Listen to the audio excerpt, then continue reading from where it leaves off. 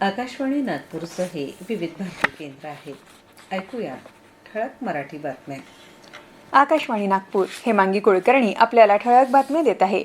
Mumbai Ahmedabad bullet ट्रेनच्या मार्गावर पालघर इथल्या दुसऱ्या बोगद्याचं काम पूर्ण झाल्याची घोषणा केंद्रीय रेल्वे मंत्री अश्विनी वैष्णव यांनी केली. डहाणूमधल्या जामशेत इथल्या हा 454 मीटर लांब आणि 14.4 मीटर रुंद बोगदा या बुलेट ट्रेनच्या अप आणि डाऊन ट्रॅकसाठी जागा उपलब्ध करून देईल. पालघर जिल्ह्यात या रेल्वे मार्गाचा एका महिन्यातला हा दुसरा बोगदा असल्याचं वैष्णव यांनी सांगितलं. एकूण 508 किलोमीटर लांबीच्या या रेल्वे मार्गाचं काम राज्यात वेगानं सुरू आहे.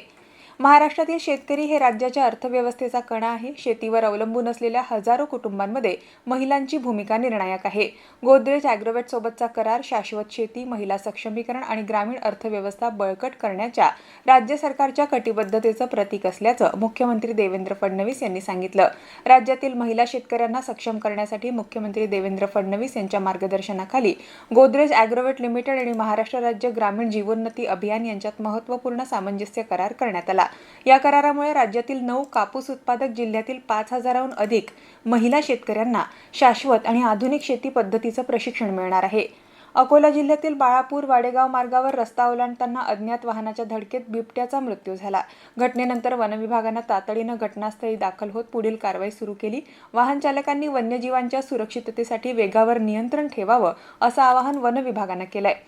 ताराचंद्र खांडेकर यांचं साहित्य हे आंबेडकरी तत्त्वज्ञानाचे सजग प्रहरी असल्याचं मत प्राध्यापक डॉक्टर वसंत शेंडे यांनी व्यक्त केलं. नागपूर इथं खांडेकर यांच्या 4 पुस्तकांच्या प्रकाशनाप्रसंगी ते बोलत होते.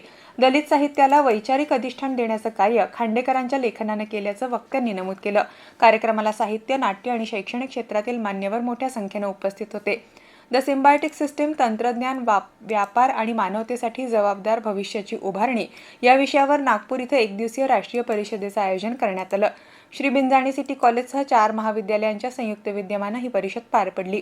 उद्घाटन सत्रात डॉक्टर हिरणमयी मिश्रा यांच्यासह मान्यवरांची उपस्थिती होती आणि संशोधन निबंधांचं प्रकाशन यावेळी करण्यात आलं. देशभरातील अभ्यासकांनी तंत्रज्ञान, व्यापार आणि मानवी मूल्यांवर आधारित संशोधन सादर केलं. बुलढाणा जिल्ह्यातील किन्होळा, गणेशपूर आणि जानेफळ या 3 प्राथमिक आरोग्य केंद्रांना केंद्र सरकारचा राष्ट्रीय गुणवत्ता आश्वासन मानांकन पुरस्कार जाहीर झालाय.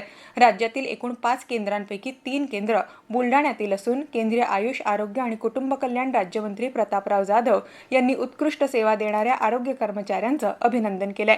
या मानांकनामुळे संबंधित केंद्रांना पुढील 3 वर्षांसाठी दरवर्षी 3 लाख रुपयांचं प्रोत्साहन अनुदान मिळणार आहे. याबरोबरच हे ठळक बातमीपत्र संपलं. या पुढील ठळक बातमीपत्र 8:42 ऐकता येईल. नमस्कार.